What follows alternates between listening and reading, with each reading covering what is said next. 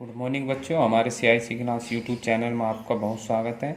आज हम आपके लिए लेकर आए हैं प्रकाश का गोलीय पृष्ठों पर अपवर्तन या लेंस चैप्टर से।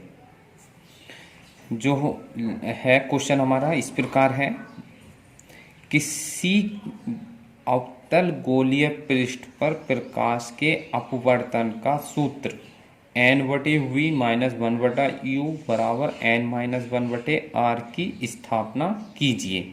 ठीक है ना। जहाँ n अपवर्तनांक है, v क्या है प्रतिबिंब की दूरी, u क्या है वस्तु की दूरी, r क्या है वक्रता त्रिज्या है। ठीक है नहीं। इस सूत्र का हमें सत्यापन करना है और बोर्ड एग्जाम में ये लगभग 5 अंक का आता है। ठीक, एक अवतल आ जाता है या उत्तल आ जाता है, दोनों में से किसी एक का आता है। तो हम सबसे पहले आपको अवतल गोलीय पृष्ठ पर कराते हैं, इससे अगली नेक्स्ट वीडियो में हम उत्तल का कराएंगे आप लोगों को। ठीक है ना। तो इसके लिए हम सबसे पहले क्या करते हैं, देखो हम एक चित्र बना लेते हैं। ये चित्र हमने अलग बना रखा है, चित्र हम पहले ही अलग बना लेते हैं ताकि आप लोगों को समय की बचत हो और थोड़ा आसानी से हो और चित्र भी साफ और सुंदर हो। देखो हम पहले भी बता चुके हैं आप लोगों को, जब क्वेश्चन आप लोगों को करना है तो उसमें राइटिंग और चित्र बहुत ही साफ सुंदर होना चाहिए, ताकि जो एग्जामिनर क्वेश्चन चेक करें उसको एकदम उसका दिमाग बिल्कुल फ्रेश हो जाए, एकदम वो क्या हो क्वेश्चन या चित्र को देखकर अट्रैक्टिव हो जाए और आपको नंबर पूरे दे दें। ठीक, अब सबसे पहला हम क्या करते हैं, देखो इसके लिए मान लेते हैं, माना देखो हमने यहाँ पे चित्र बना रखा है और थ्योरी भी लिख रखी है। ये है हमारे पास, माना क्यू पी क्यू डैश वक्रता त्रिज्या आर का एक अवतल गोलीय पृष्ठ है। ठीक है ना। क्यू पी क्यू डैश जिसकी वक्रता त्रिज्या क्या है आर है, का एक गोलीय अवतल पृष्ठ है जो निरपेक्ष अपवर्तनांक n1 के विरल माध्यम को निरपेक्ष अपवर्तनांक n2 के सघन माध्यम से पृथक्कृत करता है। ठीक है नहीं। मान लेते हैं इधर क्या है n1 वायु है और इधर n2 सघन माध्यम है। ठीक है। चलो हम आप लोग थ्योरी आपके पास बुक होगी उसमें आप लोग समझ सकते हैं, हम इसमें चित्र में समझाते हैं देखो आप लोगों को। ठीक है। अब देखो हम जानते हैं कि मान लेते हैं ये क्या है ओ, ये हमारे पास कोई बिंदु वस्तु है। क्या है बिंदु वस्तु, यहाँ से कोई भी प्रकाश की किरण क्या है इस लेंस पर क्या है बिंदु O पर आपतित होती है। क्या होती है, बिंदु O पर आपतित होती है। ये क्या है n1 वायु है, इधर n2 क्या सघन माध्यम है। हम जानते हैं कि जब कोई प्रकाश की किरण एक माध्यम से दूसरे माध्यम में जाती है तो वो अपने मार्ग से क्या हो जाती है विचलित हो जाती है। ठीक, तो क्या होगी एक प्रकाश की किरण जब ये वायु से सघन माध्यम में जाएगी तो ये सीधे न होकर क्या होगी, ये अपने मार्ग से ऊपर की ओर विचलित हो जाएगी। देखो ये प्रकाश की किरण सीधी जानी चाहिए परंतु सीधी न होकर क्या होगी, ये ऊपर की ओर कुछ विचलित हो जाती है। अब जितनी विचलित होती है इसी पे हमने क्या करा, इससे एक सीधा आगे की ओर लंबवत रेखा खींच लेते हैं जो हमारे पास प्रकाश की किरण है ये। ठीक, ये इस तरह खींच लेंगे। अब ये क्या है हमारे पास, ये एन एम सी, ये सी क्या हमारे पास इसकी वक्रता त्रिज्या है यहाँ से यहाँ तक की, और यहाँ से एक इस तरह एक लाइन ड्रॉ कर लेंगे हम इस पर। ठीक, अब ये हमारे पास आई क्या होगा इसमें, देखो आई क्या होगी हमारे पास अपतन कोण होगा और ये आर क्या होगा परावर्तन कोण होगा या अपवर्तन कोण। ये तो हमारे पास आपतन कोण हो गया और ये क्या हो गया अपवर्तन कोण हो जाएगा। ठीक है नहीं। मान लेते हैं हमारे पास क्या वक्रता त्रिज्या माइनस के आर है, प्रतिबिंब की दूरी माइनस के v है और वस्तु की दूरी माइनस के u है। क्यों, क्योंकि लेंस हो या दर्पण हो इधर की दूरी माइनस में ली जाती है, लेंस से इधर की दूरी धनात्मक ली जाती है। अब यहाँ से हमने क्या करा है, m से एक इस पे लंब ड्रॉ कर लेते हैं। क्या कर लेते हैं, एक लंब ड्रॉ कर लेते हैं एम एल। अब क्या करते हैं, देखो हम जानते हैं हाई स्कूल में हमने पढ़ा होगा बहिष्कोण की कंडीशन, बहिष्कोण की कंडीशन पढ़ी होगी। तो उसमें क्या होता है, सबसे पहले इसमें आ जाते हैं देखो त्रिभुज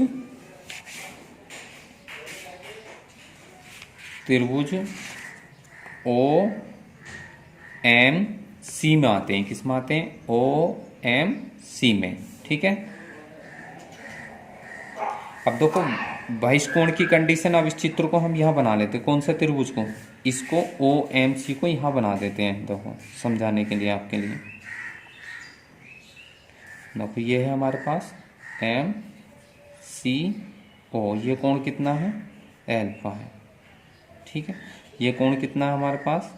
आई है, और ये कोण कितना है? गामा।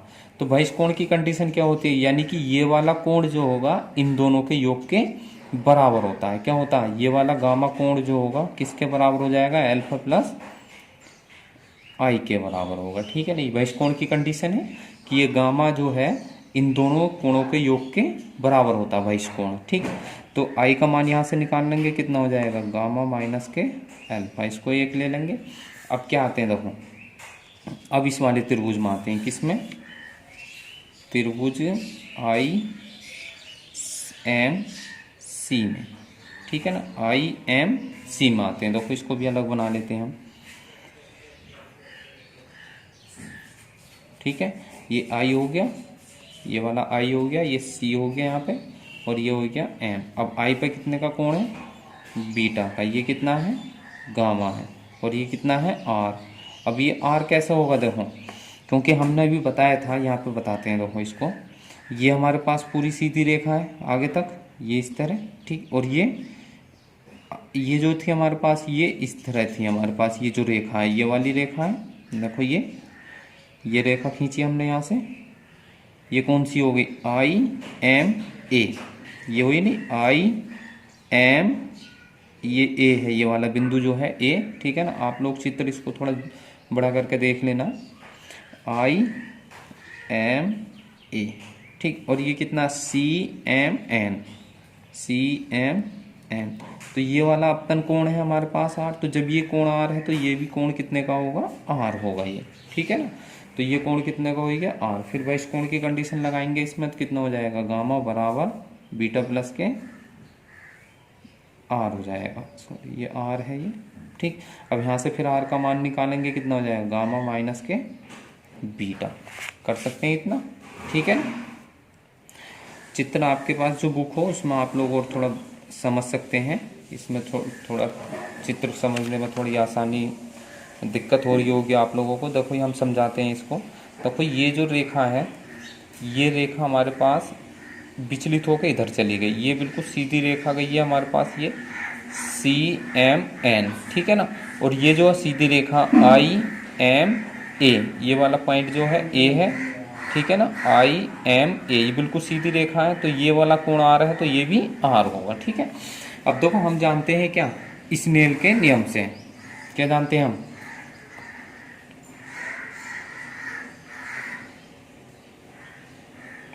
स्नेल का नियम क्या होता है हमारे पास? ये होता है कि साइन आई बटे साइन आर बराबर कितना हो जाएगा? n2 बटे n1। ये हो जाएगा अपवर्तनांक n2 बटे n1। अब यदि क्या करते हैं हम? अब ये जो हमारे पास लेंस है, अगर इसका द्वारक या व्यास क्या हो? छोटा हो। क्या हो? यदि लेंस का व्यास क्या हो? छोटा है, तो क्या होगा? यानी कि ये जो m होगा, ये m बिंदु कहाँ जाएगा? ये वाला m बिंदु कहाँ पा जाएगा? P पा जाएगा। किस पा जाएगा? ये P पा जाएगा। जब P पा जाएगा तो इसका मतलब क्या होगा हमारे पास? I और R क्या होंगे? I और R क्या हो जाएंगे? बहुत छोटे हो जाएंगे। इसलिए क्या होंगे? ये रेडियन में नापे जा सकते हैं। इसलिए क्या होंगे? हम इनको रेडियन में नापे जा सकते हैं। जब रेडियन में नापेंगे तो कितना हो जाएगा?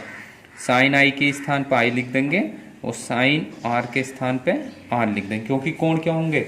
बहुत छोटे हो जाएंगे। जब द्वारक छोटा हो जाएगा तो इसलिए क्या होंगे? साइन आई की जगह आई लिख देंगे, साइन आर की जगह आर लिख देंगे। तो इसलिए क्या करेंगे हम? उसमें रखेंगे तो आई बटे आर बराबर कितना था हमारे पास? n2 बटे n1। ठीक, इसकी तिरछी गुणा करने आई n1 बराबर आर n2 हो जाएगा। ठीक है ना, अब आई और आर के मान लगा देते हैं जो हमने पीछे निकाले थे। आई का मान हमने निकाला था, कितना आया था? गामा माइनस के अल्फा एन वन, और आर का मान आया था गामा माइनस के बीटा एन टू। कर सकते हैं, क्या करा हमने, आई आर के मान रख दिए हमने। कहाँ से रख दिए, देखो ये जो निकाले थे हमने, ये है, ये आई का मान आया, ये आर का मान आया, यहाँ से हमने क्या कर दिए, इसमें मान रख दिए ये, ठीक है ना। अब क्या करते हैं, देखो इसके अंदर गुणा कर लें, गामा एन वन माइनस का अल्फा एन वन हो जाएगा, और गामा एन टू माइनस के बीटा एन टू कर लेते हैं, ठीक है नहीं। अब देखो गामा वालों को क्या करते हैं हम, गामा वालों को उधर ले जाते हैं, इस बीटा को इधर ले आए तो कितना हो जाएगा हमारे पास, ये माइनस का है, इधर आएगा तो प्लस का हो जाएगा, बीटा एन टू माइनस के अल्फा एन वन बराबर, ये गामा एन टू इधर ही रहेगा। अब ये गामा एन वन इधर प्लस में है तो इधर माइनस में आ जाएगा, यहाँ से गामा कॉमन ले लेंगे, कितना हो जाएगा, एन टू माइनस के एन वन, ये कितना है, beta N two minus alpha N one, ठीक है ना। इसको क्या करते हैं हम, समीकरण चलो 2 मान के यहीं छोड़ देते हैं इसको, ठीक है ना। अब क्या करते हैं, देखो फिर से इस चित्र में आते हैं हम, ठीक है। अब इस चित्र में आएंगे हम, किसका मान निकालेंगे हम, अल्फा बीटा गामा के मान निकालने हैं हमें। देखो अब देखो बस यहाँ पे आप लोगों को थोड़ा समझना है इसमें। अब सबसे पहले क्या आते हैं, देखो त्रिभुज, समकोण त्रिभुज बना हुआ ओ एल एम में, किसमें, ओ एल एम में आते हैं, ठीक है ना, ओ एल एम, इसको समकोण त्रिभुज यहाँ बना लेते हैं, देखो आप लोगों को सुविधा के लिए, ठीक है। कौन सा, ओ एल एम, ठीक, ये एच है हमारे पास, और ये कितनी है यहाँ से, माइनस के यू है, ठीक। माइनस के यू क्यों होगी, क्योंकि ये हमारे पास क्या है, द्वारा बहुत छोटा है, तो ये एल क्या होगा, बिंदु यहाँ पे ही आ जाएगा, ठीक है ना।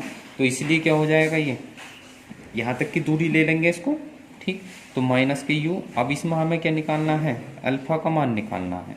तो अल्फा हमें ये दे रखा, ये दे रखा, लाल बटे का लगा लेंगे इसमें, कौन कौन सी भुजा दे रखी है, लंब बटे आधार, ठीक। तो लंब बटे आधार दिया हुआ हमें, तो लंब बटे आधार किस में हो जाएगा, टेन में हो जाएगा। तो टेन अल्फा का मान कितना हो जाएगा, एच बटे माइनस का यू, ठीक। या टेन अल्फा को हम यहाँ पे साइन आई को कितना, साइन आर को आर लिखा, तो टेन अल्फा को कितना लिख देंगे हम, अल्फा लिख देंगे। तो अल्फा बराबर कितना हो जाएगा, एच माइनस के यू हो जाएगा, लिख सकते हैं नहीं। अब देखो इसी तरह इसमें आते हैं, देखो दूसरे त्रिभुज में, किस में, त्रिभुज किस में आ जाते हैं, आई एल एम में, आई एल एम में, इसको भी बना लेते हैं। देखो ये आई, ये एल, ये एम, ये तो एच है ही, और ये माइनस का कितना हो जाएगा, बी हो जाएगा। फिर टेन अल्फा टेन, ये बीटा कौन आएगा, क्योंकि ये बीटा है, तो टेन बीटा बराबर, या बीटा बराबर कितना हो जाएगा, एच बटे माइनस के बी हो जाएगा, ठीक है ना। इतना लिख सकते हैं, एच बटे माइनस के भी, टेन बराबर कितना हो जाएगा, लंब बटे आधार। अब ऐसे इस त्रिभुज में आ जाते हैं, किसमें, सी एल एम में बचाओ, सी एल एम, ठीक है ना। इसमें हम ऐसे निकाल देते हैं, टेन कितना बचेगा, गामा बराबर गामा, इसमें कितना आ जाएगा, एच बटे माइनस के आर, ठीक। एल्फा बीटा गामा के मान कहाँ लगा दें, समीकरण 1 में लगा देते हैं। किस में लगा देते हैं, समीकरण 1 में। क्या करें, अल्फा बीटा गामा के मान समीकरण सेकंड में रखने पर, ठीक है ना। समीकरण सेकंड में रखेंगे तो कितना हो जाएगा, देखो हमारे पास ये क्या है, बीटा है, बीटा के स्थान पर कितना हो गया, एच बटे माइनस का B into N two, minus के अल्फा, अल्फा के स्थान पर कितना, एच बटे माइनस के यू इंटू एन वन बराबर गामा का मान कितना हमारे पास, एच बटे माइनस के आर, एन टू माइनस के एन वन, लिख सकते हैं नहीं, N two minus N one. अब देखो यहाँ से क्या कॉमन ले लें, माइनस एच कॉमन ले लें यहाँ से। जब माइनस एच कॉमन लेंगे तो कितना रह जाएगा, एन टू बटे पी, यहाँ पे माइनस कॉमन ले ही चुके हैं पहले से, तो एन वन बटे यू हो जाएगा। अब ये माइनस का एच लिख लें इसे, और इसका कितना लिख सकते हैं, एन टू माइनस के एन वन बटा आर, आर माइनस को इसके साथ ले लें, तो माइनस एच से माइनस एच कट जाएगा, ठीक है नहीं। तो कितना आ जाएगा, एन टू बटे वी माइनस एन वन बटा यू बराबर n2 माइनस के n1 बटे r। ये क्या आएगा हमारे पास, सूत्र निकल कर आ गया। किसका सूत्र आएगा ये हमारे पास, अपवर्तनांक का सूत्र आएगा। ये किसका आएगा, अपवर्तनांक का सूत्र, ठीक है नहीं। अब मान लेते हैं हमारे पास ये तो जब है जब एक में क्या है, एक संघन माध्यम है, एक विरल माध्यम है। तो n2 क्या है हमारे पास, n2 संघन माध्यम है और n1 क्या है, विरल यानी कि वायु माध्यम है, ठीक है ना। अब क्या करते हैं, अब यदि क्या करें, यदि n सघन माध्यम का विरल माध्यम के सापेक्ष अपवर्तनांक है तो कितना हो जाएगा, n2 बटे n1 बराबर कितना ले लेंगे हम, n ले लेंगे, ठीक है नहीं। यदि n क्या है, सघन माध्यम का विरल माध्यम के सापेक्ष अपवर्तनांक है तो कितना हो जाएगा, n2 बटे n1 बराबर कितना आ जाएगा, n आ जाएगा। ये आप लोगों ने उसमें पढ़ा होगा इससे पिछले चैप्टर में, ठीक है नहीं। अब क्या करेंगे, यहाँ से या तो n2 का मान निकाल लें, n2 बराबर कितना आ जाएगा, n इंटू n1 लिख सकते हैं। अब समीकरण इसमें रख देते हैं, n2 के स्थान पे कितना रख देंगे, n n1 रख दें, कितना जाएगा, n इंटू n1 बटे v माइनस का n1 बटे u हो जाएगा, बराबर n2 के स्थान पे n इंटू n1 माइनस के n1 बटे r, इतना लिख लेंगे इसे, ठीक। अब देखो क्या करते हैं हम, n1 यहाँ से कॉमन आ रहा है, ठीक, ले सकते हैं, कितना बचेगा, n बटे v माइनस 1 बटा u। अब देखो n यहाँ से कॉमन आ जाएगा n1, तो कितना रह जाएगा, n माइनस के 1 रह जाएगा और बटे में r, तो n1 से n1 कैंसिल हो जाएगा, तो कितना बचा हमारे पास, n बटा v माइनस 1 बटा u बराबर n माइनस 1 बटे r। यह कितना आ जाएगा हमारे पास, ये सूत्र आ जाएगा निकल कर, ठीक है नहीं। इस सूत्र का भी प्रयोग कर सकते हैं हम और इस सूत्र का भी प्रयोग कर सकते हैं, दोनों सूत्रों में से किसी का भी सूत्र का प्रयोग कर सकते हैं। इस प्रकार हमने क्या है, इस प्रकार इसमें वीडियो में हमने जाना है कि अवतल गोलीय पृष्ठ पर अपवर्तनांक के सूत्र की व्याख्या या व्यंजक हमने प्राप्त किया है। अब इससे जो अगली नेक्स्ट वीडियो जो हम लेकर आएंगे उसके लिए आपको कराएंगे हम उत्तल गोलीय पृष्ठ पर अपवर्तन का सूत्र, उस वो भी हमारे पास लगभग 5 अंक में आ जाता है। इन दोनों में से कोई सा एक ना एक 5 नंबर में आ जाता है।